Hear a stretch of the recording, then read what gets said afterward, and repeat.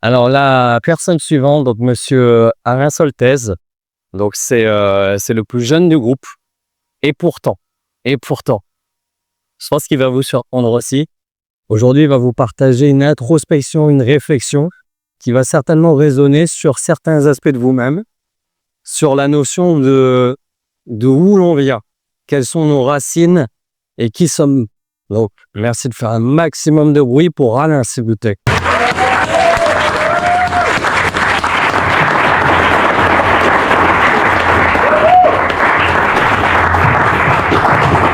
Bonsoir tout le monde, merci tous, frère. Je vous remercie à tous d'être là. C'est ma première conférence, donc je vous l'annonce.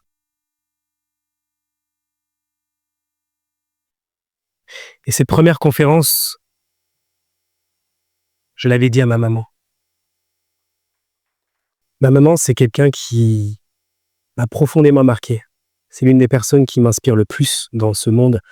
Et j'ai énormément de gratitude et de reconnaissance envers elle. C'est une femme exceptionnelle. Depuis que je suis petit, elle m'a toujours appris des choses, donné des leçons, et notamment par des histoires. Elle me racontait l'histoire d'un jeune garçon lumineux, qui essayait de plaire, un jeune garçon perfectionniste, un jeune garçon qui voulait être l'ami de tout le monde. Et au fil des années, plus le temps passait, et plus j'ai réalisé qu'en fait, ce garçon, c'était moi. Ce qui a été dur au début de ma vie, c'est que, comme beaucoup de Français et beaucoup de gens, peut-être une personne ici dans la salle, je l'espère, ce message résonnera, j'étais souvent complètement perdu. La plupart du temps, je ne sentais pas à ma place. Je ne me suis jamais senti à un endroit où je me suis dit « Waouh, c'est ici ma maison ». Vous voyez peut-être, je suis métisse. Donc une grande partie de ma vie, j'ai beaucoup voyagé jusqu'au moment en fait où tout cet amour, toute cette beauté, tous ces enseignements, en fait, à un moment, ça s'est écroulé. Et ce moment, en fait, c'est le divorce de mes parents. Et suite à ça, j'ai eu énormément d'événements qui m'ont bouleversé, notamment un événement qui s'est passé. Vous le voyez peut-être, c'est l'anniversaire de mon père, donc qui est quelqu'un qui ne sait pas s'exprimer, enfin qui ne sait pas, on va dire, dire les choses avec ses émotions, qui ne les transmet pas. C'est quelqu'un, c'est avec les actes, donc on n'est pas du tout pareil. Moi, je suis très émotionnel. Et un jour, j'ai un oncle, donc c'est à l'anniversaire de mon père, à ses 70 ans, qui a pris la parole. Il ne pouvait pas se retenir, c'était trop fort. Et il a dit, écoutez, je dois parler. Moi, je me suis dit, mais qu'est-ce qu'il va dire? C'est pas le moment, pourquoi il prend la parole? Et en fait, il nous a dit, écoutez, c'est un très beau moment, mais il faut surtout pas oublier d'où l'on vient. Et j'ai découvert, suite à son discours, qu'en fait, une partie de ma famille, mon oncle et plusieurs de mes tantes, étaient nés dans un camp en fait, de réfugiés hongrois. Donc, suite à l'invasion russe, soviétique après la Seconde Guerre mondiale, suite à la défaite du pôle voilà, qui a perdu, ma famille a tout perdu. Ils se sont retrouvés dans les camps. Et mon père a eu la chance de ne pas naître dans cet endroit. Il est né en France parce que mon grand-père a eu le courage donc, de rester dans cet endroit et de vouloir devenir français. Donc aujourd'hui, je suis français et je suis très heureux de le dire parce que mon grand-père a eu du courage et il a fait tout son possible pour venir vivre en France. Donc, il y a une autre chose que j'aimerais vous partager, c'est que toutes ces questions, ça a été très dur pour moi. Ça a été très dur de me poser ces questions, de réaliser à 16 ans qu'en fait, j'étais français, mais j'étais aussi hongrois et aussi sénégalais. Partie de ma famille Tondino au Sénégal. C'est l'amour, c'est tout ça, mais qui je suis en fait? Quelle est ma place dans ce monde? C'est tellement de questions, ça a été tellement dur. Aujourd'hui, j'ai le courage de venir en parler parce que c'est des choses que j'étais dans le déni, je me voyais la face. Je portais un masque. Et ce masque, je l'ai porté à l'école, au lycée, à l'université, partout. Personne vraiment me comprenait. Je me suis complètement perdu en école de commerce. Vous voyez mon visage, j'ai l'air un petit peu heureux, mais en fait, non, j'étais pas à ma place. Je n'arrivais pas à raisonner, à vibrer avec les gens que j'ai rencontrés dans cette école. J'étais un paria. Contrairement à l'école de commerce, enfin, les gens qui vivaient en école de commerce, pardon, je sortais pas. J'ai dû faire une fête en 2-3 ans d'école parce que je ne pouvais pas, en fait. C'était pas possible, c'était hors de moi. Parce que je ne savais pas qui j'étais. Je savais pas qui j'étais. Et ça m'a suivi encore une fois dans le milieu professionnel. J'ai commencé à me lancer. Je suis devenu commercial dans une start-up. C'était super, c'était une belle aventure. J'ai appris plein de choses. Mais encore une fois, j'étais pas à ma place. Je savais pas pourquoi, mais j'avais quelque chose qui faisait que je devais partir. C'était pas ma mission. Donc je suis parti. Et suite à ça, ça a été un long chemin. J'ai tout plaqué. J'ai décidé de me lancer à mon compte, de lancer une entreprise. Et ça a été très challengeant. Contrairement à beaucoup de gens, ce qui vous disent, l'entrepreneuriat, c'est quelque chose de très dur. Si vous n'avez pas les épaules, ne le faites pas. Je vous le déconseille parce que il faut d'abord faire un travail sur soi, il faut faire de l'introspection. Donc, je me suis forcé. J'ai eu de la chance. J'étais dans une colocation, vous voyez peut-être ici sur l'image, une colocation exceptionnelle à Château. Le propriétaire qui est ici, qui s'appelle Paul, a créé un espace où des personnes vraiment inspirantes vivaient. Pour vous dire, le voisin de chambre que j'avais voulait être pilote d'avion, un autre voulait être chimiste, un autre voulait être trader. Vraiment des profils atypiques, des gens très audacieux.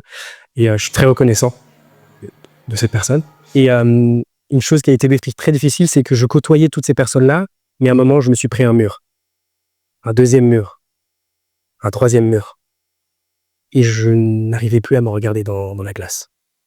Je parlais de moi, je parlais de mes projets, mais rien de concret n'en sortait. Plus je parlais de mon projet, donc l'entreprise que j'étais en train de monter, plus je perdais en crédibilité. Les gens me demandaient, mais où il en est où ton projet? C'est quoi les chiffres concrets? Où est-ce que t'en es? Et là, j'ai commencé à éviter les gens. Dans les couloirs, j'écoutais, je voulais croiser personne. À un moment donné, je commençais à éviter les discussions, à me lever tard, très tard, pour ne croiser personne dans cette maison. Et c'est là où j'ai compris que mon fond intérieur commençait à s'effondrer. Vous voyez cette maison, enfin, cette métaphore, en fait, c'est que j'ai même été amené à rebâtir une chambre qui commençait à s'effondrer du plancher, au mur, au plafond. Je ne suis pas quelqu'un de bricoleur et je me suis forcé parce qu'en fait, je me suis dit, si je n'y arrive pas, je n'arriverai pas à me reconstruire. Et c'est là où je me suis dit, ok, je réalise que je suis en train de tomber en dépression, en fait. Et ça a été très dur. Et durant ce parcours, j'ai eu beaucoup de chance. J'ai côtoyé donc deux personnes qui m'ont profondément marqué. Profondément marqué. Le premier, c'est Paul, qui n'est pas dans cette salle. J'aurais aimé qu'il soit là aujourd'hui. Je l'ai invité, malheureusement, il n'a pas pu venir. Vous voyez à gauche, c'est un Français qui a grandi en Afrique. Il a fait 16 ans de sa vie en Afrique. Et il m'a dit, Alain, mais tu sais, ce fond, tu as un manque intérieur. Tu te présentes comme un franco-sénégalais, mais surtout comme un Sénégalais, un Africain. Pourtant, tu ne connais pas tes origines. Tu ne sais pas vraiment d'où tu viens. Tu as d'autres origines, mais celle-là, je sens qu'elle te tient à cœur. Va à la rencontre de ton peuple. Et arrête d'en parler tant que tu n'as pas connecté avec eux. Ça m'a profondément marqué. Vous en dites un blanc, ici devant. Un blanc, donc, qui me donne ses leçons. C'est quoi? Qu'est-ce qui se passe? Je ne sais pas qui je suis. Encore une fois, ça se répète. Une deuxième personne. Cette personne-là, elle s'appelle Stéphane. Elle est dans cette salle. Vous pouvez l'applaudir juste ici. En bleu, c'est quelqu'un pour qui j'ai énormément de respect. C'est un centrafricain qui, lui, contrairement à Paul, a grandi en France, mais il a cette connexion très forte avec ses racines. C'est un initié de plusieurs rites. Il connaît donc tout ce qui a rapport avec les rites sénégalais. Enfin, pas les rites sénégalais, pardon, les rites africains en général. Et il m'a ouvert les yeux. Il m'a dit, mais Alain, il faut que tu y ailles. C'est le début d'une quête. Tu dois partir à l'aventure. Tu dois reconnecter avec tes racines. Tu dois reconnecter avec les anciens. Ok, incroyable. Ça me rappelle la discussion que j'ai eue avec Paul. Et il m'a dit, écoute, c'est la priorité dans ta vie maintenant. Il faut que tu plaques tout et tu partes. Un voyage initiatique doit commencer. Il faut que tu y ailles. Et suite à ça, j'ai décidé de tout quitter. J'ai pris un billet d'avion, j'ai appris le propriétaire. Le jour même, j'étais à Dakar. Et je me suis dit, maintenant, c'est le moment. Je dois reconnecter avec mes racines et c'est exactement ce que j'ai fait. Honnêtement, c'est la plus belle décision que j'ai prise de toute ma vie, je pense. Sans vouloir exagérer. J'ai pris le temps et j'ai été amour. C'est ça le conseil qu'ils m'ont tous donné. Amour. Comme ma maman qui incarne ce sentiment. Amour. Tout était là. Tout était là.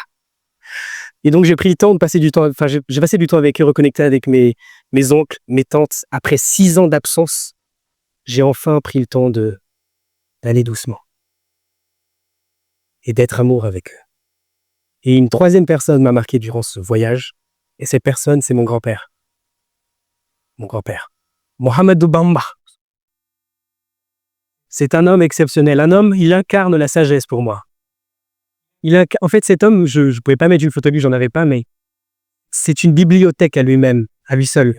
Je lui posais des questions, j'avais tellement de questions, je désirais avoir des réponses, il me répond par d'autres questions. Il me répond par des métaphores, par des histoires. Donc, jusqu'à des dizaines et des dizaines de nuits blanches se sont enchaînées. Et oui. Là, je me suis dit, waouh, mais c'est incroyable, mais papy, mais qu'est-ce qui se passe? Il faut que tu nous donnes des clés. Il m'a dit, écoute, je vais te donner 3 de clés. Alors, depuis le début, tu ne le sais pas, mais tu incarnes l'amour entre 2 cultures. Tu es franco-sénégalais, tu as aussi une part de toi hongroise. Plus tard, il faudra aller la découvrir. Mais il m'a dit, surtout, n'oublie pas, tu représentes l'amour. L'amour entre 2 cultures, l'amour entre 2 continents. Tu dois te réconcilier avec eux et te réapproprier cela. Et en fait, tu es le pont entre ces 2 cultures. Il m'a fait ce geste et là, je me suis effondré.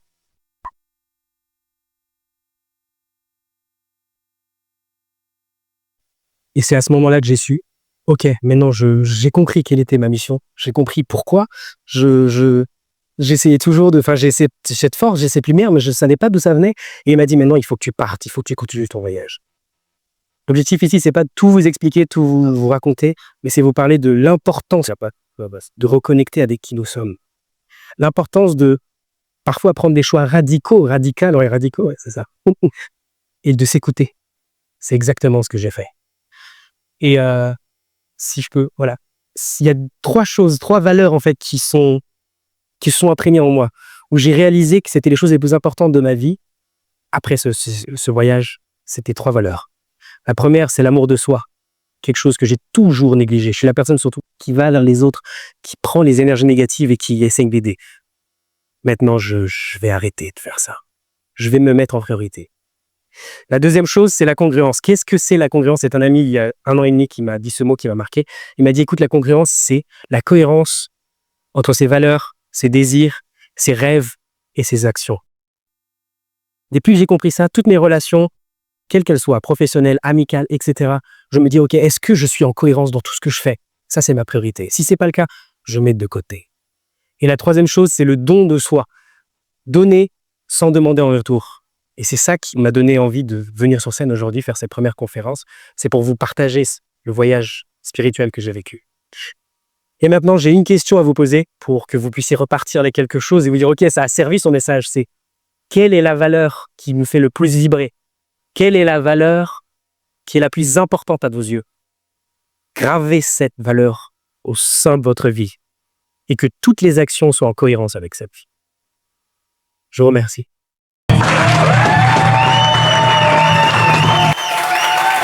Merci, Olivier.